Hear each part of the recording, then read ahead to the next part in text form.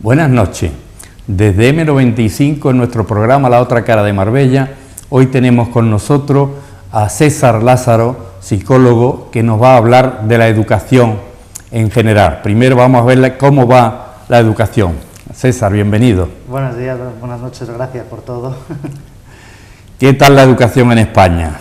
Bueno, pues la verdad es que yo creo que es un tema importante porque las circunstancias a día de hoy, muchos de los estudiantes cuando han llegado, sobre todo en primaria, se han encontrado con que ha entrado la Ley Wert y ha sido un poco una sorpresa de cómo eso nos afecta, de por qué, de qué circunstancias, y yo creo que desde este espacio era interesante traer a colación las circunstancias que implican o cómo está la situación a día de hoy, qué es exactamente la Ley Wert, y cómo hemos llegado a estas circunstancias, por qué a día de hoy la educación se ha implantado esta ley.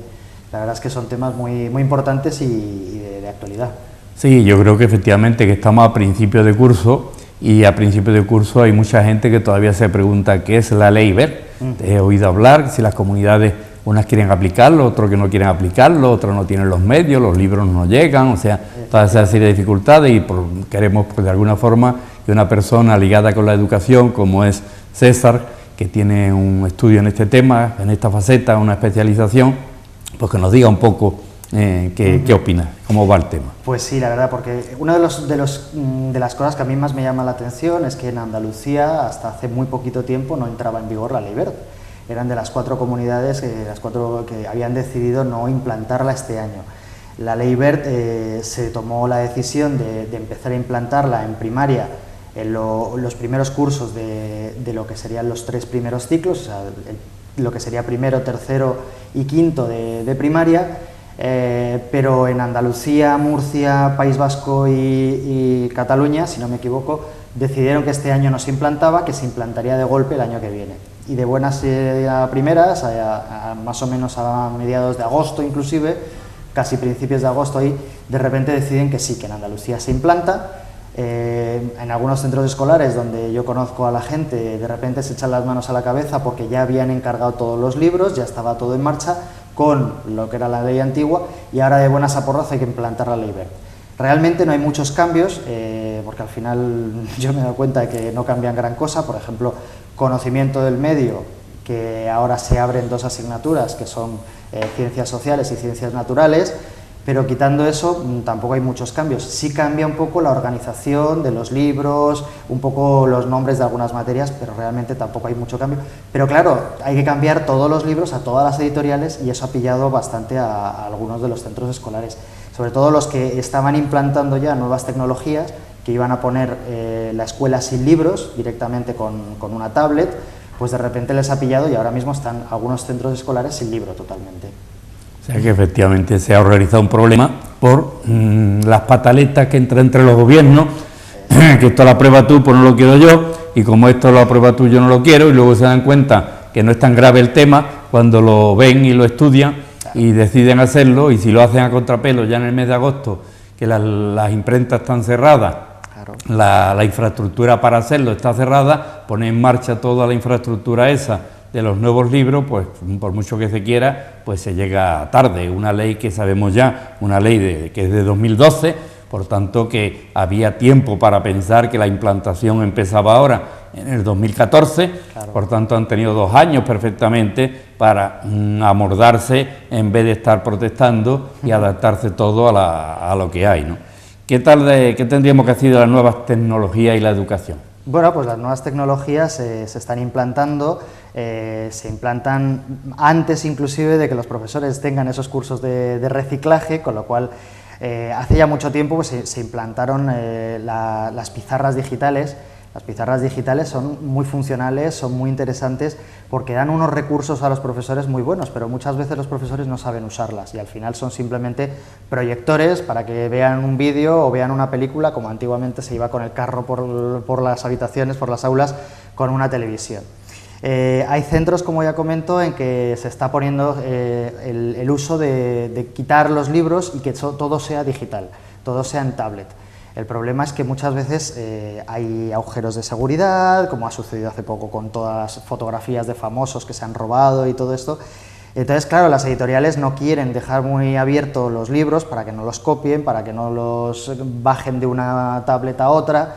Entonces andan con ciertas reticencias. Y hay centros donde ahora mismo están sin libro, que son de centros nuevos, que han intentado imponer las tablets para funcionar y bueno, como siempre, avanza antes la tecnología que lo que es la educación, nunca mejor dicho, y entonces ahí se está encontrando una importante dificultad a la hora de que los chavales, más que los chavales, los profesores mismos implanten esas nuevas tecnologías.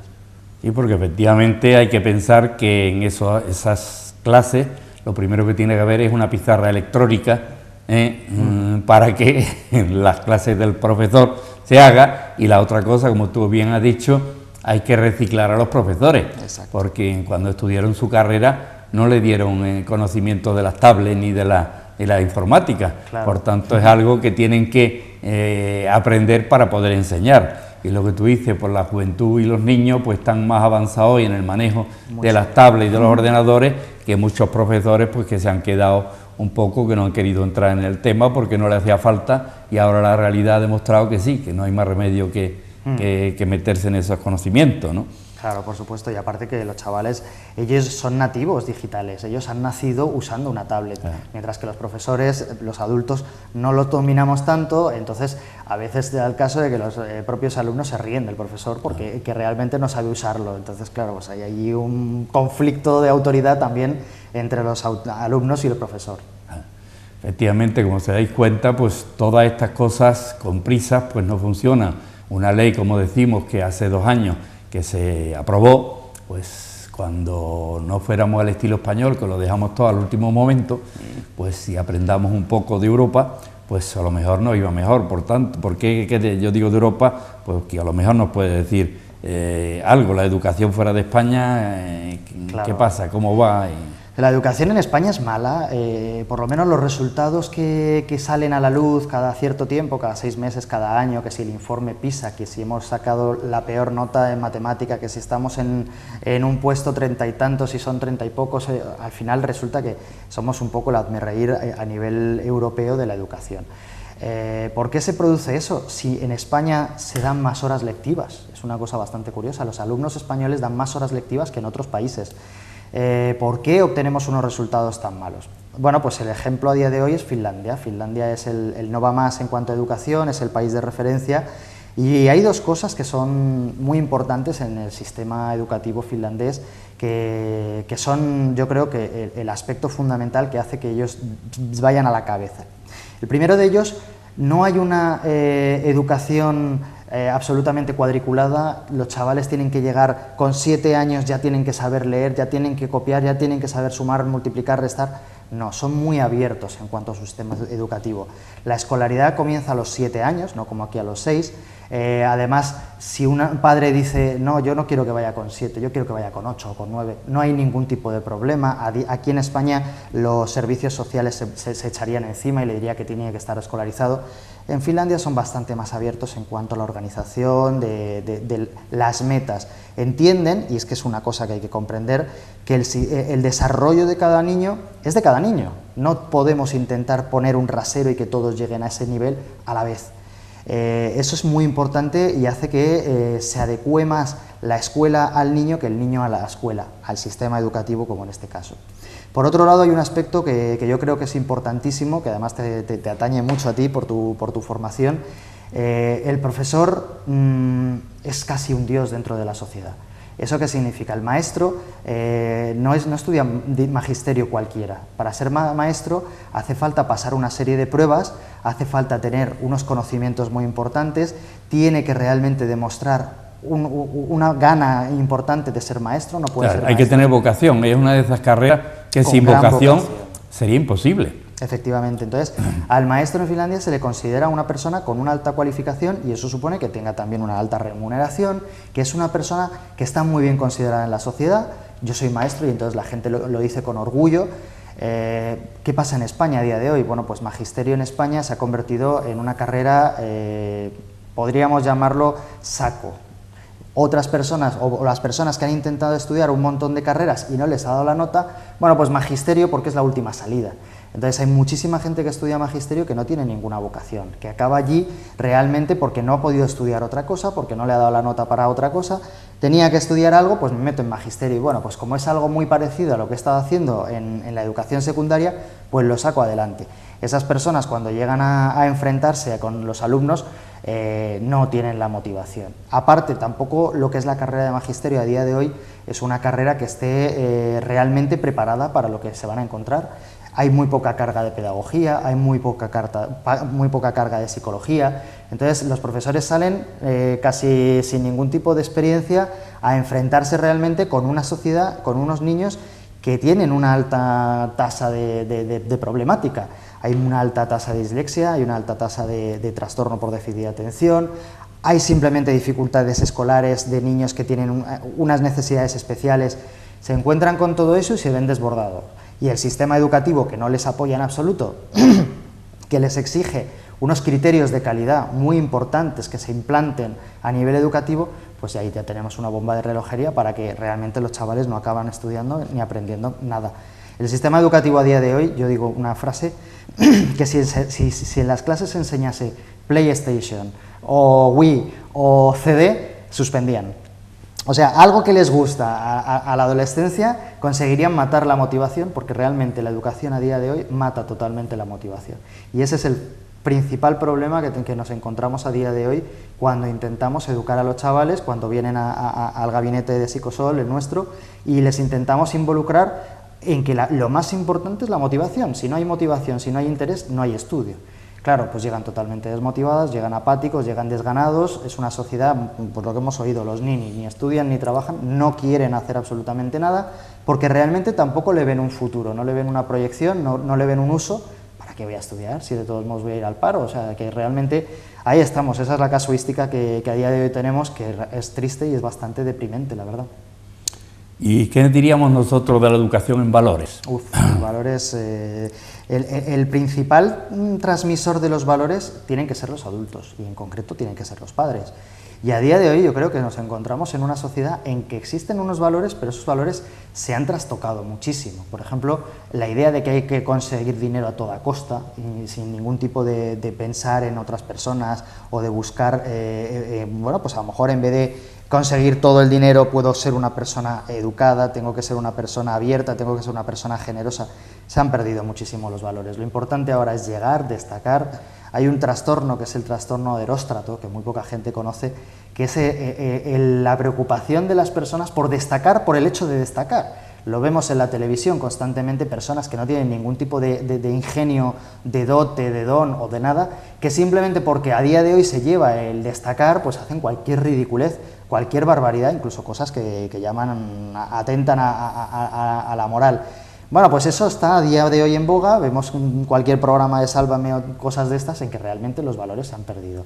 Pues esos son los valores que están viendo los chavales, que no importa cómo llegar a la meta, lo importante es alcanzar esos éxitos, ese dinero fácil, y los valores la verdad es que es complicado. Y los valores, sobre todo los valores muy relacionados con la educación, ese valor de la educación basada en la constancia, en el tesón, en el trabajo bien hecho, ese se ha perdido. A día de hoy lo que importa es el trabajo fácil, el trabajo rápido, el acabar lo antes posible, y en la educación eso no puede ser. Para que una persona tenga una buena educación, para que alcance el aprobado, hace falta dedicarles unas horas de estudio, unas horas de constancia.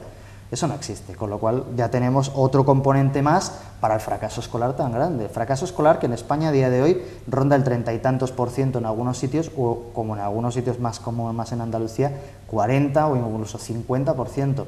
Cuando hablamos del fracaso escolar no decimos gente que no llega a bachillerato, nos referimos a gente que no tiene ni siquiera el graduado escolar, con lo cual no tiene la formación mínima para entrar en el mundo laboral. O sea, un 30 o un 40% de chavales que a día de hoy no tienen la formación necesaria para trabajar. ¿Qué hacemos con esa gente? Bueno, pues ahí es donde ya entramos en una percepción un poco mía. Estamos volviendo a un sistema educativo, diría que anterior al franquismo, en que había una educación enfocada a que aquellos que tenían dinero se la puedan pagar y el resto de la gente pues realmente acabe con una formación básica y sin ningún tipo de cualificación, con lo cual les supone que tampoco van a tener muchas ganas de medrar, de mejorar, porque realmente ya he llegado a lo máximo que yo podía y ya está. De hecho, es bastante curioso cómo desde las últimas 2 décadas se ha ido dando más primacía a la formación profesional. Yo no quiero quitarle la importancia a la formación profesional, pero ¿por qué se le está dando tanta importancia a la formación profesional antes que a la universitaria? La universidad está como ahora mismo mal vista, no seas universitario, ¿para qué vas a estar estudiando 4 años y al final vas a ser un parado? Te van a pagar lo mismo, métete un modulito fácil, te quitas el problema y te pones a trabajar.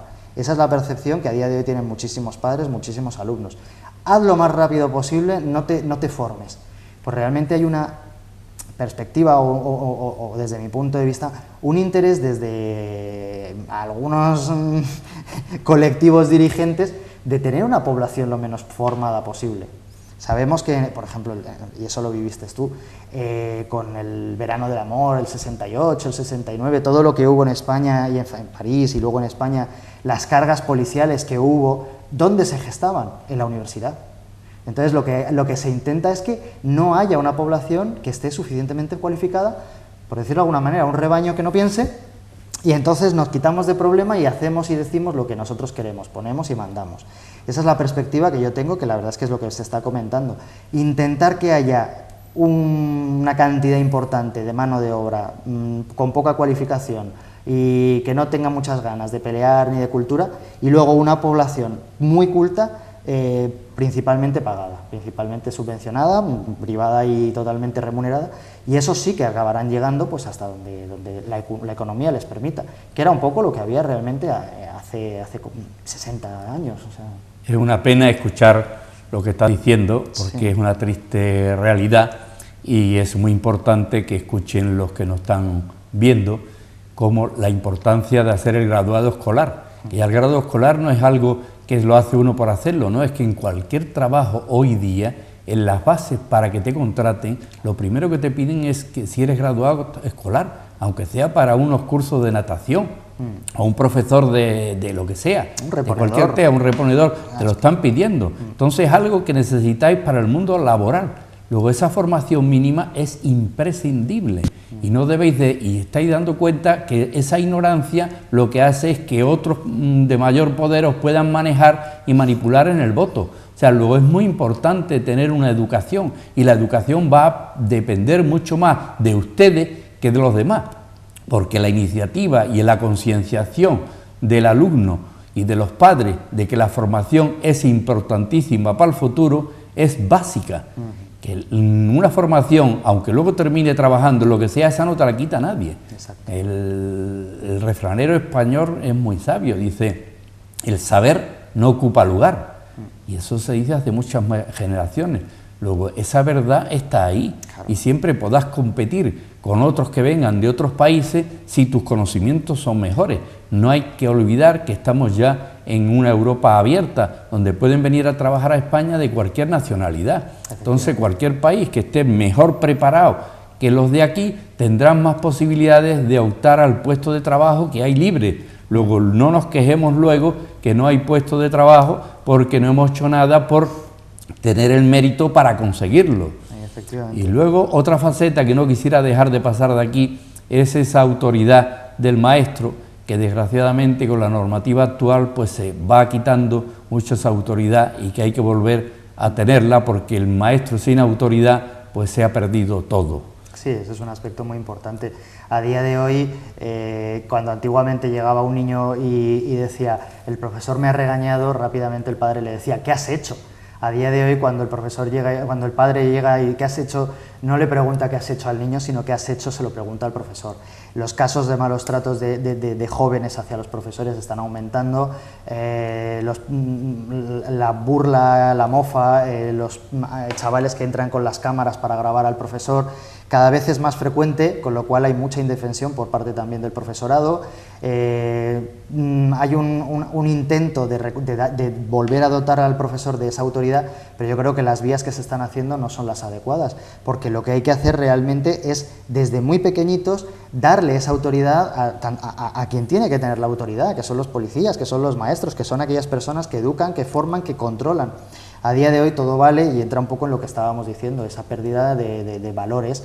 Mira, lo que vale yo, y lo veo en el día a día, cuando los padres dejan el coche subido en cualquier acera, porque lo importante es dejar al niño, pero si estás fastidiando a otro compañero, a otro padre subiendo el coche en la acera, ¿por qué no buscas un poco que todos vayamos en la misma línea? No, porque yo soy el que prima y entonces me olvido de todos los demás.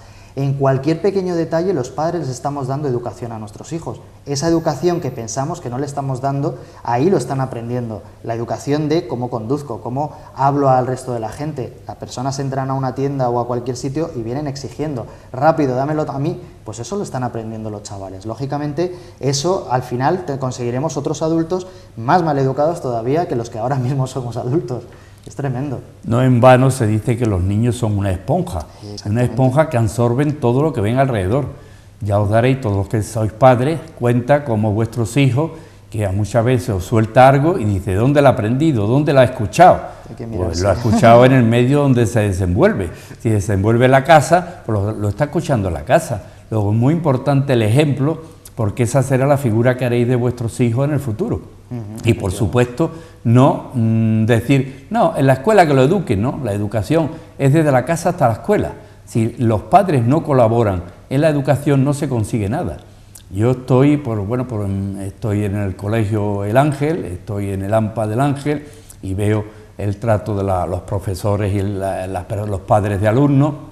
Bueno, pues efectivamente vemos muchas veces la dejadez por parte de los padres en participar en los temas escolares, en la educación de los hijos, y sueltan al niño porque tienen que irse al trabajo y vienen a recogerlo a la hora que le dicen, como el que deja algo allí para que le quite el tiempo, para que cumpla el tiempo. No, estás dejando allí a tu hijo a que se eduque, pero tú tienes que continuar esa educación desde que lo coges en el colegio y lo llevas a casa hasta que al día siguiente lo vuelves a llevar.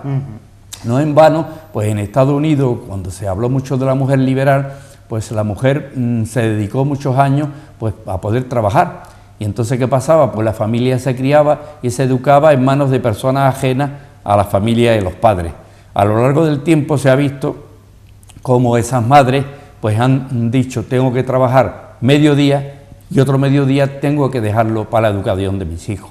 Porque si no, mis hijos se educarán en la persona en que pueda tenerlo el resto del día. Claro. Luego, veis la importancia de lo que le hagáis a vuestros hijos, eso vais a tener ustedes en el futuro. ¿Dónde ha aprendido esto? ¿Por qué el niño me ha salido así? No, el niño no sale así ni asado. El niño sale de la educación que se le da y de la formación que se le da. Claro. No te puede salir de otra forma si no has sabido la educación que tú le das y las compañías que luego tiene. Y luego también es muy importante, he dejado a los niños, no sé con quién están, ni sé lo que hacen, pero en fin, yo estoy tranquilo y no me calientan la cabeza. No, hay que ser un poco más consciente de con quién van nuestros hijos. Claro, efectivamente, la verdad es que ahí estás entroncando con muchísimos temas que son fundamentales. La incorporación de la mujer al mundo laboral ha hecho pues que los niños desde muy precoces tengan que estar escolarizados.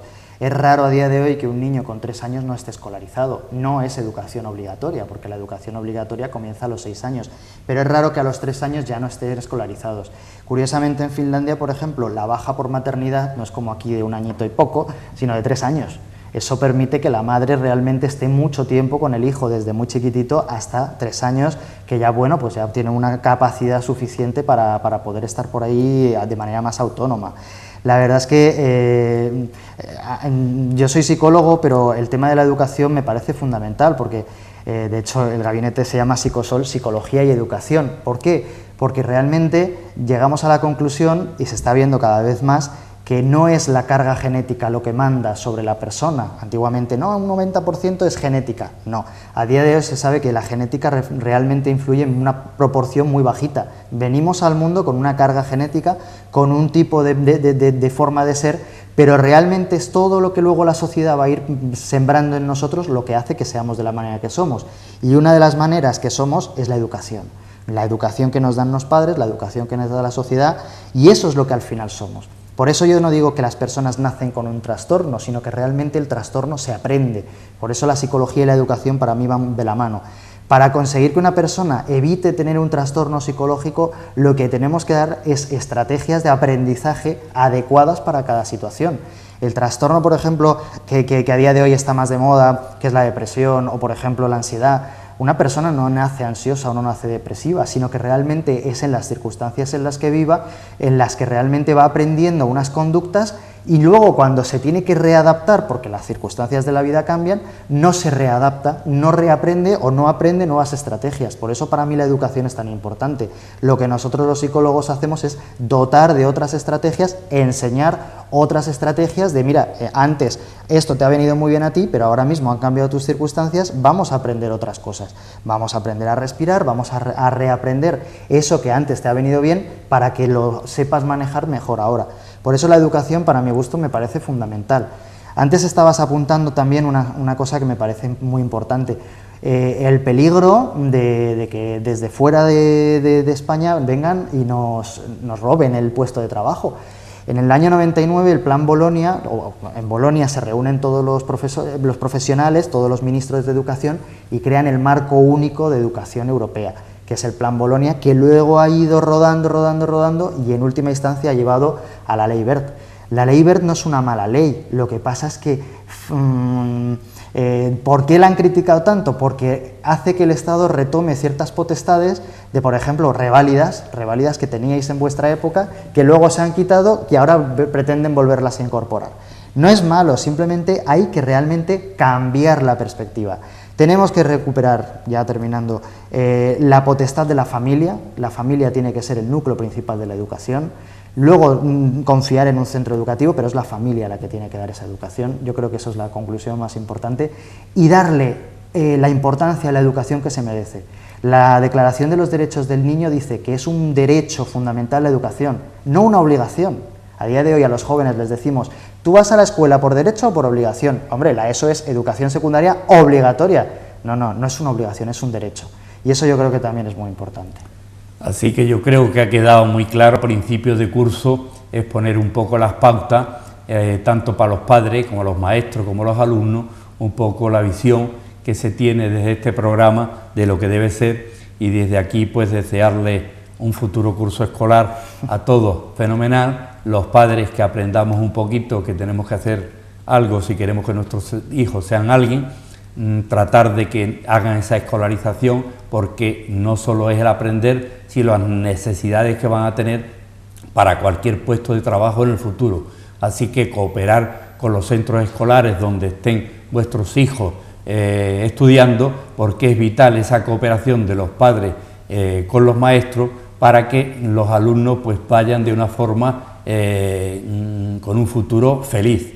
Y si los maestros dicen una cosa, pues no quitarle la razón a los maestros, porque difícilmente van a creer en los maestros si los padres son los primeros que le quitan la razón al que está enseñando, está impartiendo la educación.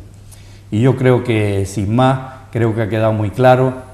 Darte las gracias, César, por el programa y que ustedes tomen buena nota de todo lo que se ha dicho y hasta la semana próxima desde M95. Gracias a todos por vuestra audiencia.